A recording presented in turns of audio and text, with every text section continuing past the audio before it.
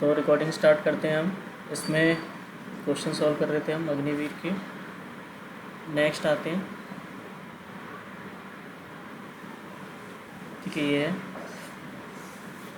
0.5 of मतलब का 7 में +3, ये क्वेश्चन था हमारा। 0. अच्छा ये गलत है, इसमें इंग्लिश वाला सही है। 7 + 3 - 5 + 3 और 0.5, ठीक है। 7 + 3 5 और 3 8 हो गया, ऑफ 0.5। पहले ब्रैकेट सॉल्व करते हैं, फिर ऑफ, डिवीज़न, मल्टीप्लिकेशन, ऐड और सब्ट्रैक्शन। तो ये 7 + 3 हो गया, ऑफ करेंगे। 8 ऑफ 0.5 आएगा 40, फिर 0 लगाएंगे, पीछे से 1 के बाद में 4 आ जाएगा, -4। फिर ये 7 और 3 10, 10 में से 4 गए 6, ठीक है। तो इसका आंसर है 6। दूसरे क्वेश्चन पे आते हैं। Find the HCF of this. HCF highest common factor, ठीक है। इसमें ये तो हम निकाल लेंगे। HCF के लिए 189 ऐसे LCM लेके कर सकते हैं, या फिर दूसरा मेथड होता है 84 × 189 ऐसे करके कर सकते हैं, रिकर्सिव डिवीज़न करते हैं। और हाँ, ये 2 तरीके हम पढ़ चुके हैं क्लासेस में, तो किसी भी अप्रोच से आप करना चाहो कर सकते हो। अब 8 4 12 9 9 18, ठीक है। ये 3 से डिवाइड हो जाएगा, ठीक है। पहले 2 से करना चाहिए, 2 से करेंगे। चौका 2 दूनी 4, ये नहीं होगा। फिर 2 दूनी 4, 2 × 2 189। फिर ये 3 से होगा, 3 7 21, 3 6 18, 3 3 9। 7 से होगा, 7 × 7, 7 × 63, 1 और 9 का 9 आ गया, ठीक है। तो अपना ये 3 × 3 लिख सकते हैं, कोई प्रॉब्लम नहीं है। तो इसको हम ऐसे लिखेंगे 2 × 2 × 3 × 3 × 3 × 7। 3 कितने बार है? 3 बार है। तो इंक्रीजिंग ऑर्डर में लिखते हैं। अब इसमें ये है, ये है और ये है, तो ये हो गया इसका LCM, ठीक है। हमें निकालना है HCF। तो HCF के लिए क्या करेंगे? 84 का अलग ब्रेक करते हैं और इसको अलग ब्रेक करते हैं, 189। या फिर हम ऐसे कर सकते हैं, ऐसे करके देखते हैं। 2 से करेंगे 84, 2 8 16, 1 आ गया, ठीक है। 9 में से 8 गया 1, 8 में से 6 गया 2। अब 21 से करेंगे इसको, 8 4, 4 से किया, कट गया, तो इसका HCF आ गया 21। इसका HCF क्या आ गया? 21, ठीक है। इसमें जो समझने वाली बात है वो बताता हूँ मैं आपको। HCF और LCM, अगर आपको फ्रैक्शंस का निकालना हो, फ्रैक्शंस मतलब किसी भिन्न संख्याओं का अगर LCM या HCF निकालना, मतलब एक संख्या है मान लो A/B और दूसरा जो भिन्न है वो है C/D। पहला, अगर हमें HCF निकालना है तो highest common factor of a fraction number क्या होता है? ऊपर वालों का HCF और नीचे वालों का LCM, ठीक है। HCF ऑफ AB, A और C, ऊपर वाले को बोलते हैं अंश, न्यूमरेटर, और नीचे वाले को बोलते हैं हर, डिनोमिनेटर।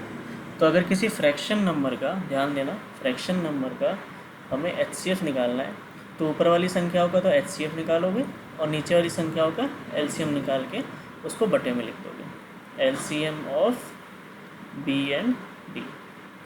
तो ये आ जाएगा। अब एक एग्जांपल लेते हैं। मान लो हमें HCF निकालना है 2/8 और 3/5 का, ठीक है। तो क्या करेंगे? ऊपर वालों का LCM HCF निकालना है, हाईएस्ट कॉमन फैक्टर, तो 2 और 3 का तो HCF निकाल लो, 2 और 3, और नीचे LCM निकाल लो नीचे वाली संख्याओं का, और इनको ऐसे लिख दो, ठीक है, 2 और 3 का एचसीएफ निकालेंगे, कोई कॉमन फैक्टर नहीं है, एक आएगा, नीचे वाले का एलसीएम निकालेंगे, कॉमन फैक्टर नहीं है, डिस्टिंग है, तो 40 आएगा।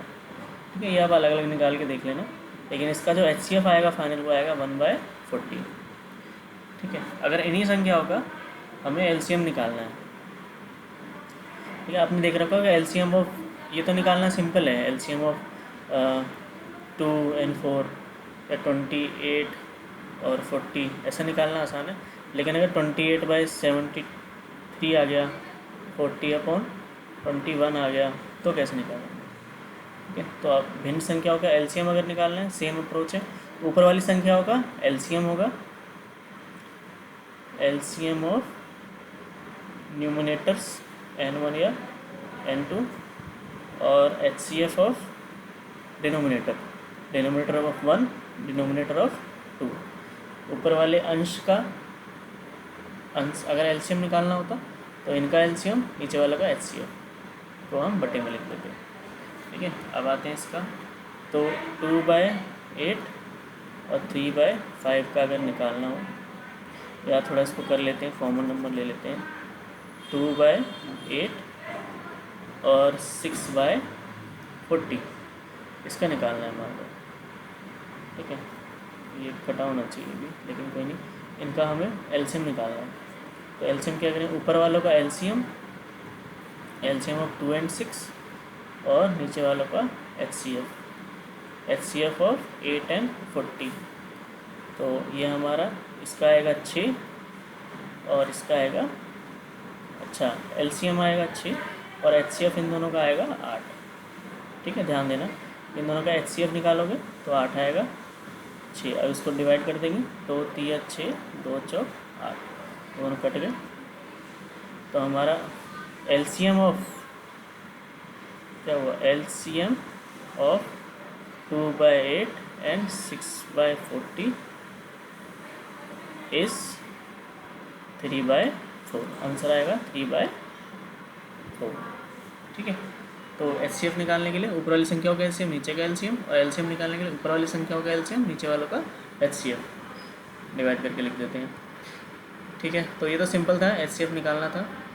इस अप्रोच में ये तो एलसीएम निकालने का तरीका है, एचसीएफ निकालने के डिवाइड करके कर दो, या दोनों का अलग अलग फैक्टर बना के फिर कॉमन निकाल लो।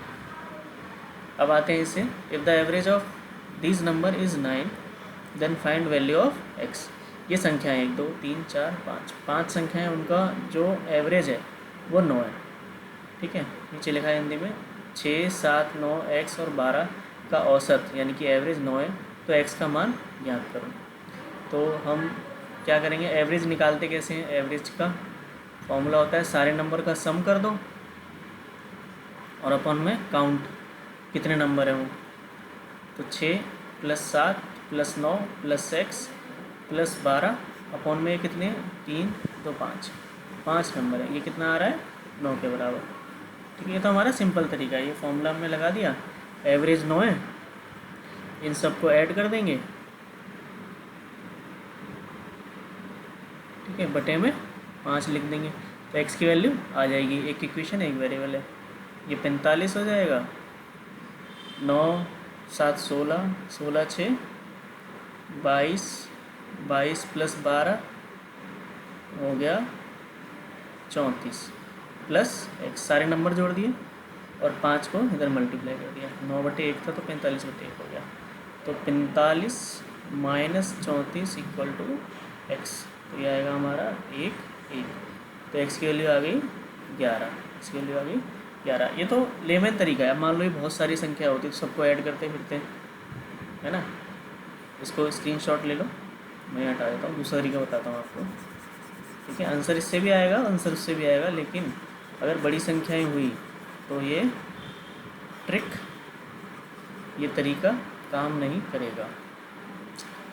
ठीक है, तो इसको हम करते हैं अपना, अब देखो मान लो ये 5 जगहें हैं, 3 4 5, और ये औसत आना चाहिए 9, मतलब एवरेज का मतलब होता है हर किसी की वैल्यू 9 होनी चाहिए, हर किसी की वैल्यू 9 होनी चाहिए। ये 6 है, 7 है, 9 है, x है, 12 है। ठीक है, तो औसत का मतलब होता है सबकी वैल्यू 9 होनी चाहिए। जिसकी वैल्यू 9 से कम थी उसको एडजस्ट कर दिया गया, जिसकी ज़्यादा थी उसको कम कर दिया गया, जो कम थी उसको ज़्यादा कर दिया गया। ठीक है, मतलब औसत वैल्यू 9 का मतलब सारी वैल्यू 9 होनी चाहिए। अब ये चेक करो कि 9 से कुछ चीज़ें जो बड़ी होंगी, कोई संख्या जो 9 से बड़ी होगी वो प्लस कर रही होगी उसको, और जो 9 से छोटी होगी वो उसको माइनस कर रही होगी। ठीक है, समझते हैं इसको। 9 है, ये संख्या 6 की जगह 9 होनी चाहिए थी, ये संख्या 6 की जगह 9 होनी चाहिए। तो ये 9 से कितनी कम है? -3 है ना, ये -3 है। ये वाली संख्या 9 से कितनी कम है? -2। ये वाली संख्या 9 ही है, ये 9 होनी चाहिए थी, 9 ही है, नो प्रॉब्लम। ये कितना होना चाहिए था? ये 9 होना चाहिए था। ठीक है, तो अभी ये x है, इसको हम मान लेते हैं कितना है, अभी ये x है, अभी ये 9 ही है, तो डिफरेंस कितना आ गया? 0 आ गया। अभी इसको हम कंसीडर नहीं कर रहे, इसको मान लेते हैं अभी 9 ही है, x का मान अभी क्या है? 9 ही है। कुछ आगे पीछे होगा तो देख लेंगे। 12 है, ये कितना है? 9 से ज़्यादा है, 4 ज़्यादा है।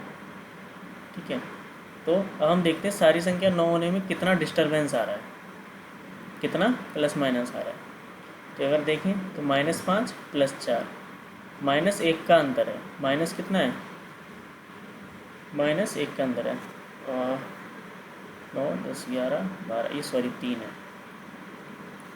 ये क्या है? 3। तो -2 का अंतर है, -2 का अंतर है, मतलब ये सारी संख्याएं x के अलावा इसको -2 घाटे में कर रही हैं। तो जो x हमने 9 माना है, जो x है वो इस 2 को बैलेंस करेगा। क्या करेगा? बैलेंस करेगा। मतलब अगर x को 9 माने तो वो 2 को बैलेंस करने के लिए खुद को 2 बढ़ाएगा, मतलब 11 आंसर आएगा। ठीक है, अगर ये 9 से डिफरेंस माइनस में जा रहा है तो हमारी जो x है उसका मान हमें बढ़ाना पड़ेगा ताकि बैलेंस हो जाए, 9 आए। अगर ये वैल्यू प्लस होती, +2 होती, मतलब ये जो बाकी संख्या हैं ये सब 9 से 2 ज़्यादा हैं, अगर ये सारी 9 2 से ज़्यादा हैं तो ये 2 एडजस्ट करेगा अपने आप में। तो अगर ये ज़्यादा होती तो 7 आता, 2 कम आता, और कम है -2 है तो एडजस्ट होकर 11 आ गया। ठीक है, इस एग्जाम्पल थोड़ा टफ लग रहा है, लेकिन आगे कोई क्वेश्चन आएगा उसमें हम दोबारा रिपीट करेंगे ताकि आइडिया आ जाए। ये फ़ायदा होता है जब ये नंबर बहुत बड़ा होता। ठीक है, बहुत बड़ा नंबर होता तो सबको जोड़ना, फिर 5 ऐसे करके यहाँ डिवाइड करना, फिर करना, वो बहुत बड़ा लेंथी प्रोसेस हो जाएगा। ठीक है, देखते हैं नेक्स्ट क्वेश्चन। आगे दोबारा आएगा तभी दोबारा हम समझेंगे इसको।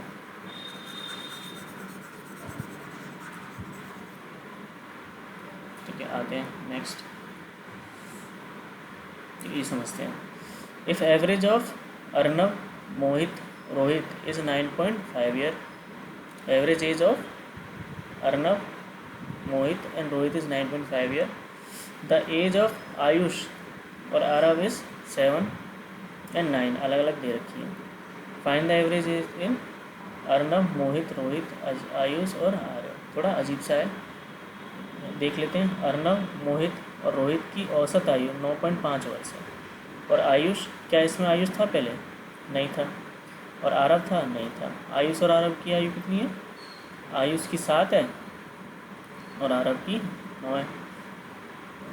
तो ये सब करना है। अब मान लेते हैं इसको, माना, क्योंकि नाम थोड़े अलग अलग हैं। ठीक है, अर्नब की मान लेते हैं, इसकी मान लेते हैं x, इसकी मान लेते हैं y, इसकी मान लेते हैं z, इसकी मान लेते हैं a, इसकी मान लेते हैं b। ठीक है, या फिर ऐसे कर लो,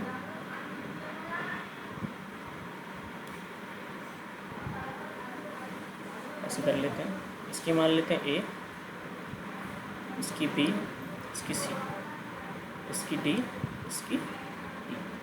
तो क्या कह रहा है?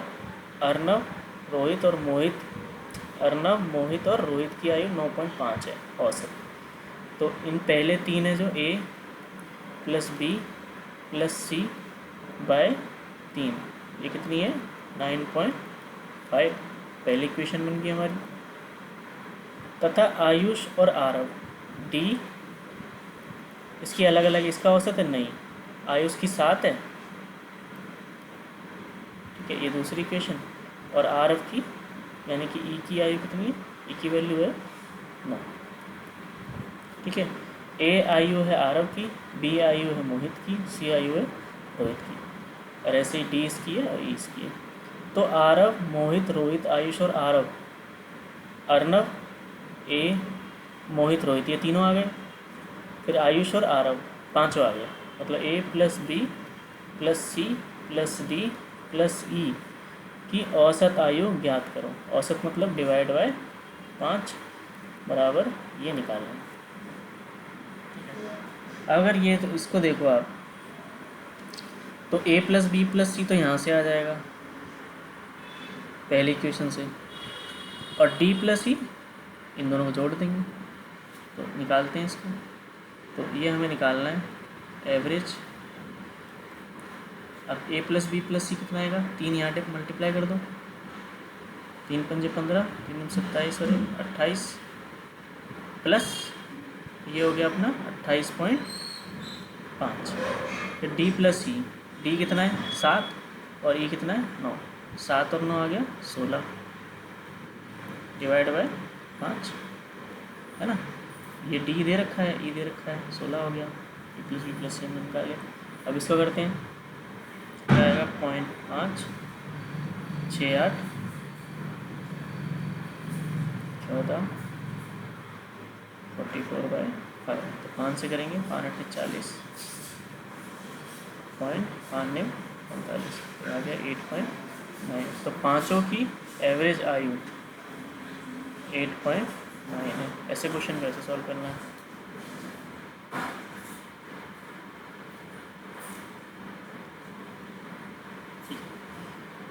और एक और तरीका था, जैसे 9.5 है जैसे हमने पहले किया था। अब अर्नव ए बी प्लस सी का एवरेज, ठीक है, ऐसे लिख देते हैं A B C D E, ठीक है। अल्टरनेट मेथड देखते हैं दूसरा वाला। अब ए बी सी का जो औसत है वो कितना है 9.5, और डी और ई का हमें मान पता है, डी का 7 है और 9 है, डी की 9 है और 7 है, ठीक है। इन तीनों का औसत 9.5 है, इन दोनों का 9 और 7 है, तो सबका एवरेज निकालना है। एक नंबर है वो मान लेते हैं, ठीक है। अब अगर ये दोनों देखें तो ये ई जो है, अगर मैं इसको 9.5 मान के चलता, ठीक है, 9.5 मान के चलता, जो कि इसका है एवरेज, इस पूरे का सबकी आयु अगर 9.5 होती तो ये तीनों तो कोई दिक्कत नहीं, 9.5 हो जाते। ये 0.5 कम है और ये कितना कम है इससे 0.25, ये दोनों कम है, ठीक है। तो हमारी एवरेज आयु को एडजस्ट करना पड़ता है, एवरेज आयु को हमें एडजस्ट करना। 9.5 थी, लेकिन जो हम अब निकाल रहे हैं, जो अंतर आ रहा है, यहाँ तो 0 है, यहाँ इतना 3.5 का अंतर आ रहा है, सॉरी इस दोनों को प्लस करेंगे तो 3 का अंतर आ रहा है, 3 का डिफरेंस। जो 3 का डिफरेंस है वो इसको इम्पैक्ट करेगा, उसको इम्पैक्ट करके डिक्रीज़ कर देगा, ठीक है। तो अब जो 3 है -3 वो सब में बढ़ जाएगा। -3 कितना में बटेगा 5 में, तो ये कितना हो गया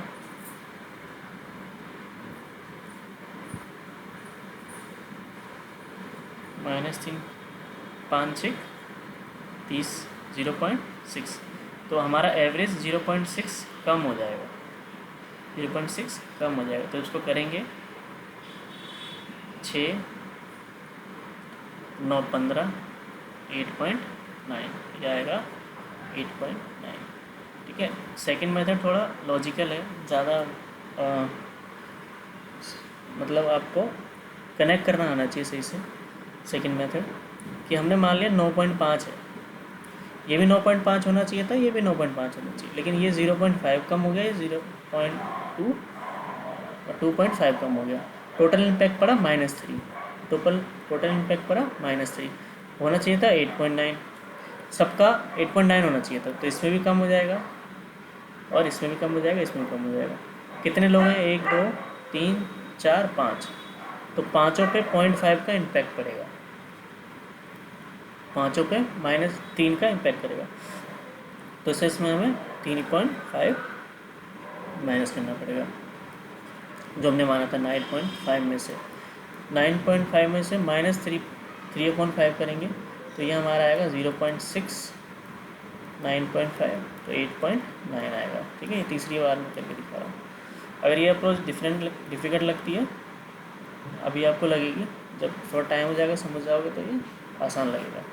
खैर इससे हो गया था, तो आप ये अप्रोच यूज़ कर लेना।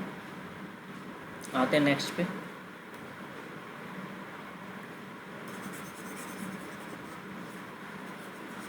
इसको बता देते हैं। ठीक है, ये है अपना x का 35%, 87.5 के बराबर है, तो x का मान ज्ञात करो। ये यहाँ पे है, इसको एकदम लिख लो। इक्वल टू मतलब बराबर होता है, तो 35% ऑफ x, 35% ऑफ का मतलब मल्टीप्लाई ऑफ x कितना है 87.5, 35 x का 35%, तो x का 35% 87.5 है, तो x कितना था। ठीक है, अभी मान लो मैं कहूँ कि एक नंबर था, उसका 50% 100 था, तो नंबर कितना था, है ना।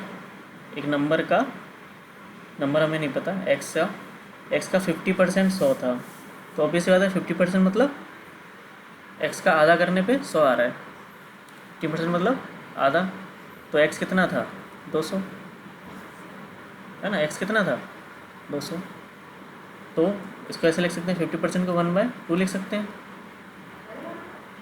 50% का मतलब 1/2 होता है। हर परसेंटेज का एक फ्रैक्शन कन्वर्ट हो सकता है। ठीक है, उसको कन्वर्ट करना आना चाहिए। तो परसेंटेज चैप्टर जब हम पढ़ेंगे तो उसमें परसेंटेज को हम डायरेक्ट फ्रैक्शन में कन्वर्ट कर देंगे, फिर इसको सॉल्व किया करेंगे। ठीक है, आते हैं इस क्वेश्चन पे। तो इसको सॉल्व करना भैया 35/100 इंटू x 87.5, तो उसको x की वैल्यू निकालनी है। 87.5 अपॉन 100, नीचे आ गया 35, 5 से काटेंगे, 5 36, 5 7 35, 5 5 25, 6 दूनी 12, 6 दूनी 54, ऐसे करके कटेगा, लेकिन कुछ गड़बड़ है। 87.35 80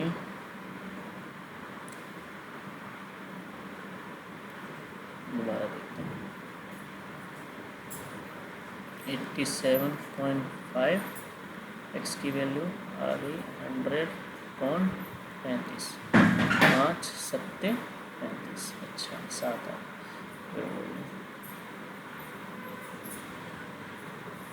तो 5 में 5 35, 5 15 25, 7 से काटेंगे, 7 दूनी 14, 7 पंजे 35, 2.5 आ गया, तो आएगा 250, ये आएगा 250। ठीक है, इसका हो गया। अच्छा, कुछ चीज़ें देखते हैं अपन सिंपल यहाँ पे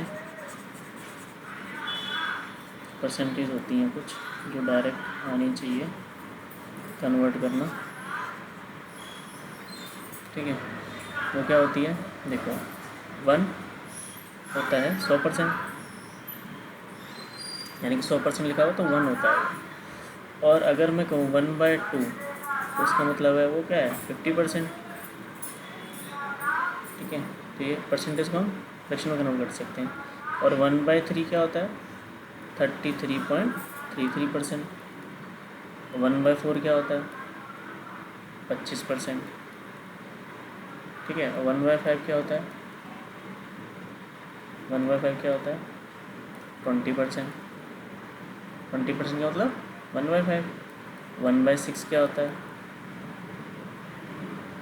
ना, ये भी तो होगा 1/6। 100 को करेंगे 6 से, तो ये होता है 6 18 16.25% ऐसे आता है इसका आंसर कुछ। तो ऐसे ही हम इसको और तोड़ना सीखते हैं आगे जाके। 2/3 आता है, फिर आता है अपना 1/7, 1/8 ज़रूर याद होना चाहिए। 1/8 कितना होता है, इसका परसेंटेज पढ़ेंगे उसमें ये देखेंगे।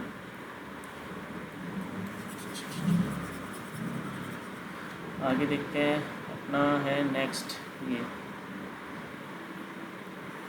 if number of female employee in an office is 32 and number of male employee in office is 54, then what will the ratio of male employee and female employee। तो सिंपल है, किसी कार्यालय में महिलाओं की संख्या 32 है और पुरुष कर्मचारी की संख्या 54 है। तो कार्यालय में पुरुष पहले का महिलाओं से अनुपात निकालना है, ऊपर पुरुष नीचे फीमेल्स का लिखना है। तो पुरुष कितने हैं, 54 है ना, उल्टा कर रखा है, पुरुष बाद में बताया, महिलाएं पहले। तो ये पुरुष और महिलाओं में रेशो निकालना है, मेल पहले फिर फीमेल। तो ऊपर आएंगे मेल अपॉन फीमेल, 54/32, इसको सॉल्व कर दो, 2 ठीक है, और सॉल्व होगा 27/16, 27 316। ये कंफ्यूज मत करना, इससे आंसर ही आएगा, क्योंकि मेल टू फीमेल बोला है, पहले मेल आएंगे फिर फीमेल। तो मेल ज़्यादा है 54 और ये 32, तो 27 पहले आएगा फिर 16 आएगा। Next, if the sum of salaries of Ritesh and Hitesh is इतना and the ratio of their salary in order of same names is 5:3, then what is salary of Hitesh. तो ये कह रहा है कि रितेश और हितेश का टोटल योग है वो 1.5 लाख रुपये है, दोनों की सैलरी मिला के 1.5 लाख है, लेकिन दोनों का जो अनुपात है सैलरी का वो 5:3 है। तो हितेश का वेतन क्या होगा, ठीक है, रितेश का R मान लो, फिर हितेश का H मान लो, टोटल आना चाहिए 1.5 लाख, ठीक है, टोटल आना चाहिए 1.5 लाख। अब रितेश 5 होगा, रेशियो 3, अगर रितेश की 5 होगी तो हितेश की 3 होगी, ये रेशियो दे रखा है, बराबर में आना चाहिए 1.5 लाख। अच्छा, इसको समझते हैं। अच्छा, ये तो टोटल नंबर है, अगर रितेश और हितेश 5 और 3 ही होते तो टोटल कितना आता, 8 है ना। रितेश अगर 5 रुपये होती सैलरी या इसकी 3 रुपये होती तो टोटल आता 8। अब ये 8 की जगह कितना है, 1.5 लाख, ठीक है। तो यहाँ पे कुछ मल्टीप्लाई हुआ होगा, उतना ही डिफरेंस यहाँ आएगा, ठीक है, उतना ही डिफरेंस यहाँ आएगा। तो 8 से अगर इसको डिवाइड कर दें हम 1.5 लाख को, तो जो कॉमन नंबर आएगा वही इन सबको आगे बढ़ा रहा होगा। तो 8 से कर देते हैं, 8 8 7 15 64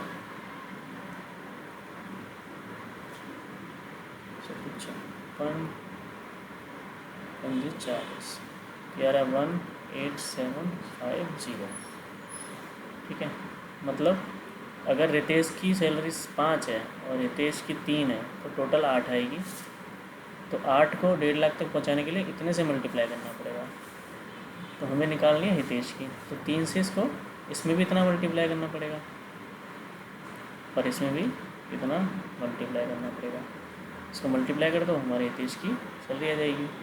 और अगर हम वैसे बुक से करते तो मान लेते रितेश की सैलरी है 5x प्लस हितेश की सैलरी है 3x, बराबर कितना आता है 150,000, क्योंकि अनुपात का मतलब होता है कि वो पहले कुछ नंबर थे जो कट गए, मतलब उसमें कॉमन था x, तो 5x प्लस 3x कितना, तो 8x बराबर करते हैं हम वही हैं जो मैंने बताया, फिर 8 से इसको डिवाइड करेंगे तो x कितना आया, ये 18,750। हितेश की वैल्यू 3x थी तो 3 से इसको मल्टीप्लाई कर दो, 3 से मल्टीप्लाई करेंगे, 3 पंजे 15, 3 से 21, 22, 26, 5, तो इसकी आएगी, देख लेते हैं दोबारा, 8 15 64, 3 पंजे 15, 3 से 33 22, 3 से 26, 3 4 5, 5625 ये आएगा। ठीक है, 5600, ये 6 था। The simple interest of this ये साधारण ब्याज का क्वेश्चन है। साधारण ब्याज क्या होता है?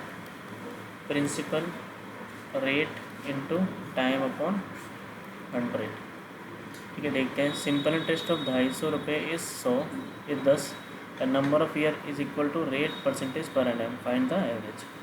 कह रहा है जो नंबर ऑफ ईयर आया, मतलब टाइम आया, वो रेट के बराबर है। टाइम आया वो रेट के बराबर है, तो percentage of interest per annum निकालो। तो हमें क्या क्या गिवन है, दोबारा देखते हैं। 250 पर साधारण ब्याज 10 रुपये, मतलब प्रिंसिपल कितना है 250, और हमारा सिंपल इंटरेस्ट आया 10 रुपये।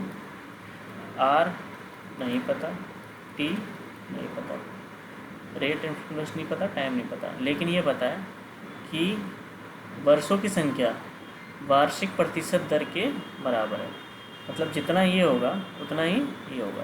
तो ये मान लेते हैं हम एक्स। तो एस आई बराबर होता है, सिंपल इंटरेस्ट बराबर होता है P principal rate into time बटे 100। तो हमारा सिंपल इंटरेस्ट आया 10, प्रिंसिपल है 250 रुपये, रेट भी मान लेते हैं एक्स है, और टाइम भी एक्स है, अपॉन 100। 25 से कम 25, 25 चौके 100, 10 से 10 गया, आया 4, x into x, x square. समय और दर कभी भी नेगेटिव नहीं होती, तो एक्स की वैल्यू आएगी, वैसे तो प्लस माइनस 2 आनी चाहिए ना, माइनस वैल्यू नहीं मानेंगे, तो एक्स की वैल्यू आएगी 2, यानी कि रेट ऑफ इंटरेस्ट था 2% और टाइम लगा 2 ईयर्स, दोनों की वैल्यू आएगी 2। देखते हैं। रितेश कवर से डिस्टेंस इतना metre at a speed of इतना in T second, find value of T. ठीक है, सिंपल सवाल है। रितेश इतने मीटर चलता है इतनी स्पीड से, टी सेकेंड में हो जाता है उसकी ये काम, तो टी का मान ज्ञात करो। तो स्पीड बराबर होती है डिस्टेंस अपॉन टाइम, यानी कि चाल बराबर होता है दूरी बटे समय। चाल क्या है? 7 मीटर पर सेकेंड, 7 मीटर पर सेकेंड। ये बहुत इम्पोर्टेंट है क्योंकि मीटर पर सेकेंड और इन पे ध्यान रखना बहुत ज़रूरी है। दूरी हमारी है 350 मीटर और समय हमें टी दिया है। ठीक है, अब अगर डिस्टेंस मीटर पर सेकेंड में, तो हमारा टाइम मीटर में डिस्टेंस है, मीटर पर सेकेंड में स्पीड है, तो टाइम हमारा सेकेंड में ही आएगा। ठीक है, याद रखना, मीटर पर सेकेंड या किलोमीटर पर आवर, इस पे ध्यान देना है। ठीक है, तो मीटर सेकेंड मीटर, और ये आएगा सेकेंड, तभी मीटर पर सेकेंड होगा। टी की वैल्यू निकाल लेते हैं। टाइम इक्वल टू आएगा, इसको टी को यहाँ ले गए, अब टी की वैल्यू आएगी 7, 7 पंजे 35, 50 सेकेंड। अब अगर सेकेंड में दिया आंसर तो 50 सेकेंड है, कुछ और है तो कुछ दिया ही नहीं तो 50 सेकेंड आएगा। मीटर पर सेकेंड में है, ये भी मीटर में है, तो आंसर भी हमारा सेकेंड में आएगा। और टी सेकेंड लिखा है इसमें, टी सेकेंड्स, तो 50 सेकेंड। सिंप्लीफाई दिस, 32 का स्क्वायर माइनस 31 का स्क्वायर और 33 माइनस 31 का स्क्वायर। ठीक है, अब इसमें सिंप्लीफाई करना है। या तो एक तरीका है सबका स्क्वायर निकाल के करते रहो इसको सॉल्व, या फिर एक तरीका ये है कि इसको हम ऐसे लिख लें, 31 प्लस 2 इसका होल स्क्वायर, है ना। सिंपल तरीका तो यार 33 का स्क्वायर करोगे, एक नंबर आएगा उसको 31 का स्क्वायर के माइनस कर दो, वेरी गुड, अच्छी बात है, लेकिन इसमें टाइम लगेगा। अब इसको अगर हम देखें 31, ये भी 31 है, माइनस होना है बीच में, तो हमें मेहनत करने की ज़रूरत नहीं है। उसको ऐसे ब्रेक कर लो तो ये अंदर दिख रहा है a+b का whole square minus a square, सही है। a है, ये b है, ये भी a है। इसको सॉल्व करते हैं, a 31, b 2 और a 31। a+b का होल स्क्वायर क्या होता है, a square plus b square plus 2ab minus a square, minus से ये गया तो b स्क्वायर प्लस 2ab। तो हमारा ये क्या आ गया, ये क्या है b, ये क्या था a, ये क्या था a, रखते हैं वैल्यू। b स्क्वायर मतलब 2 का स्क्वायर प्लस 2, a भी मतलब a गुणा b, b कितना है 2, है ना। a की वैल्यू रख दी हमने 31, b की वैल्यू 2 थी, रख दी। 2 का स्क्वायर 4 आ गया, प्लस इन सबको मल्टीप्लाई कर दो, 31 दूनी 62, या फिर ऐसे कर लो 2 दूनी 4, 4 गुणा 31 कर लो, 4 गुणा 4, 4 3 12, जल्दी करने का तरीका 128। क्या आ गया, इसका स्क्वायर करते हैं, इसका स्क्वायर करते हैं, फिर करते हैं, इससे अच्छे शॉर्टकट आ गया। ये अभी समझाने में टाइम लगा है, अगर आप खुद से करोगे तो बहुत जल्दी हो जाएगा। नेक्स्ट देखते हैं, x + y = 5, x y = 3, ये वैल्यू निकालनी है। ये है अपनी रेख गणित का सवाल है ये। इनको सॉल्व करने के तरीके होते हैं बहुत सारे। हमें सिंपल पाथ चाहिए, सीधा रास्ता, ना ज़्यादा टाइम लगे, ठीक है, और ना ही क्योंकि और क्वेश्चन ही सॉल्व करने हैं, और सॉल्व भी आराम से हो जाए। इसको करने का तरीके तो बहुत सारे हैं, लेकिन सिंपल तरीका को देखते हैं। हम अपने सॉल्यूशन को देखते हैं पहले। x² + y² + xy चाहिए। अगर xy की वैल्यू आ जाए तो हम ये निकाल सकते हैं इजीली, x और y की वैल्यू अलग अलग पता लग जाए, या फिर कंबाइन में हमें x + x² और xy की वैल्यू, ऐसे xy की वैल्यू तो 3 है, ये तो ठीक है, लेकिन ये दिक्कत करेगा। तो हम क्या कर लेते हैं, ऐसे क्वेश्चन में हमेशा आप ये अप्रोच याद रखो, x + y = 5 है, ठीक है। तो पहले तो x + y का स्क्वायर निकाल लो, x + y का होल स्क्वायर एक बार सॉल्व कर लो, फिर x - y का होल स्क्वायर एक बार सॉल्व कर लो, ठीक है, फिर इन दोनों का सबट्रैक्ट कर लो।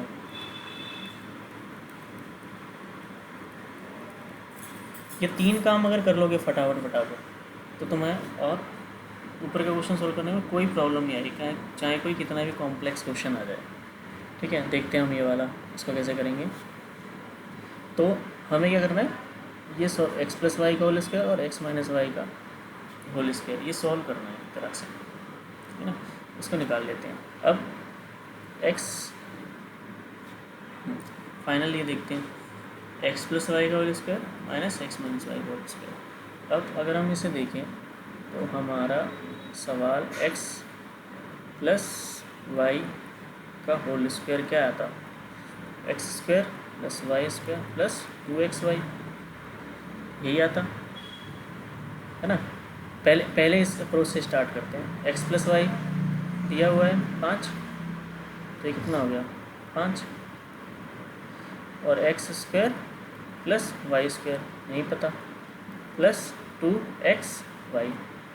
अब देखो यहाँ पे ये क्या है, x² + y² + xy, इसमें से क्या हम अलग कर सकते हैं इसको, x² + y² + xy + xy, कोई प्रॉब्लम। हमें ये निकालना है ना, ये निकालना है। तो इसको सॉल्व करते करते हमें अपना क्वेश्चन का सॉल्यूशन ही मिल गया। ये हमारा क्वेश्चन है, क्यों लिख दो +xy, क्यों, क्योंकि हमें xy की वैल्यू पता है। x वैल्यू कितनी है 3, अच्छा इसका स्क्वायर था 25, लिख दो इसका, लेफ्ट हैंड साइड तो ये रहेगी ना, x + y का होल स्क्वायर था। तो हमारा क्वेश्चन हो गया सॉल्व, क्यों की वैल्यू निकालनी है। ये कितना है 3 है, यहाँ आएगा 3, 25 - 3 हो जाएगा, कितना आएगा 22, क्वेश्चन का आंसर क्या आ गया 22, आधे में ही सॉल्व हो गया। ठीक है, स्मार्ट वर्क करना है, अगर मिल रहा है क्वेश्चन का आंसर तो कर लो। वीडियो पॉज करके दोबारा देख लेना कैसे सॉल्व किया है। आगे देखते हैं ए प्लस एक angle A and angle B form में। अगर मैं क्वेश्चन सॉल्व कर रहा हूँ आप मतलब थोड़ा टाइम चाहिए तो आप वीडियो पॉज कर लो, फिर दोबारा देखो क्वेश्चन को, नहीं समझ में आ रहा दोबारा देखो। हम इस क्वेश्चन को करते हैं A B for a linear pair and M A equal to 3 M B equal to 4। ठीक है, measurement of A angle measurement of B angle इस इतना, find the value of X. कह रहा है यदि ए और बी एक रैखिक युग्म है यानी कि लीनियर पेयर है और ए 5x है और बी 4x है तो x का मान याद करो। लीनियर पेयर रैखिक युग्म होते हैं यानी कि जो एक ही लाइन पे एंगल बना रहे हो। अगर एक लाइन पे दो एंगल बन रहे हैं, ये एंगल ए है, ठीक है, ये एंगल ए है, ये एंगल बी है, यानी कि ये 5x है और ये 4x है। रैखिक युग्म का मतलब होता है उन दोनों को जोड़ने पे, इन दोनों को जोड़ने पे 180 आना चाहिए, यानी कि रेखा बननी चाहिए। तो रैखिक युग्म मतलब दोनों का जोड़ने पे 180 आना चाहिए। ये 5x है, ये 4x है, पता लग गया, ये ए है, ये बी है, जोड़ने पे 180 आना चाहिए। ये 5x है, ये 4x है।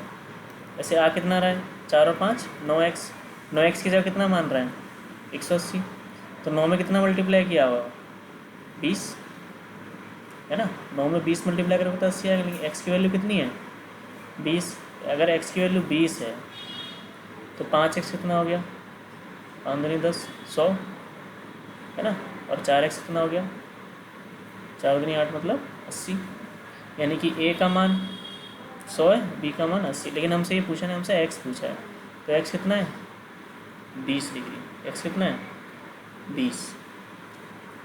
ठीक है, और वैसे करते तो ऐसे करते 5x + 4x बराबर 180, तो यह आता 9x बराबर 180, x का मान आता 180/9, 9 दूनी 18, x का मान कितना आ गया 20। अब आते नीचे, ये डायग्राम है अपने पास। In about diagram if m measurement of A B, M का मतलब measurement of A B and measurement of A C, ये दोनों इक्वल है, then find C A D. C A D को निकालो, सी ए डी एंगल, ये क्या होता है इसका मतलब एंगल सी ए डी।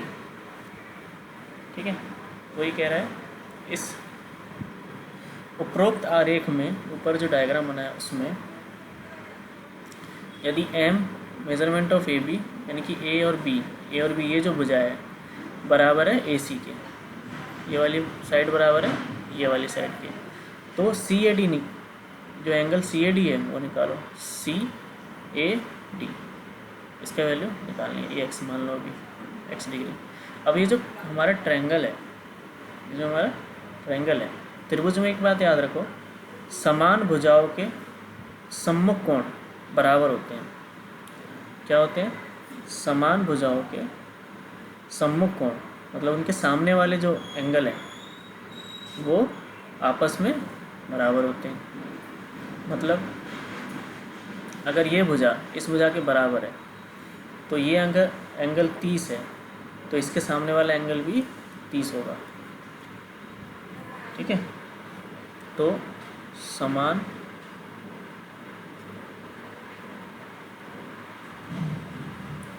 भुजाओं के सम्मुख कोण बराबर होते हैं।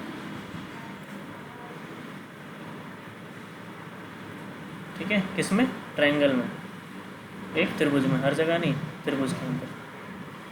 तो हम देखते हैं इसके सामने 65 है, तो ये भी कितना होगा 65 65, है ना, ये 65 है, ये 65 है, तो ये भी आ जाएगा। एक त्रिभुज है, उसमें ये एंगल 65 है, ये एंगल 65 है, तो हम ये अगर ABC वाला त्रिभुज देखें तो 65 प्लस 65 ये हो गया 130, और ट्रायंगल के तीनों कोणों का योग 180 होता है। ट्रायंगल के तीनों कोणों का योग 180 होता है। तो अगर ये 65 है, क्योंकि ये भुजा इस भुजा के बराबर है, तो ये ट्रायंगल, ये एंगल कितना हो गया, 180 से माइनस कर दो 50 डिग्री। तो अगर ये 50 है तो ये कितना होगा, ये भी 180 लाइन होनी चाहिए, ये लाइन 180 होनी चाहिए, तो ये 130 हो गया। कितना हो गया, 130 हो गया। और वैसे भी अगर कोई ऐसा ट्रायंगल बना हो तो ये जो एंगल होता है इन दोनों को जोड़ने पे जो आएगा उसके बराबर होता है, ठीक है। नहीं तो आप ये निकाल लो, ठीक है, ये निकाल लेना। तो अगर किसी ट्रायंगल में ऐसी कोई लाइन बनी हो तो ये एंगल और ये एंगल ऐसे दे रखा हो, ये अगर A है, ये B है और ये C है, तो ये बाह्य एंगल जो है C बराबर होता है A प्लस B के। C डिग्री बराबर होता है A degree plus B degree. आते हैं अगला, what is circumference of circle whose radius equal to length of, चलिए बाद में देखेंगे।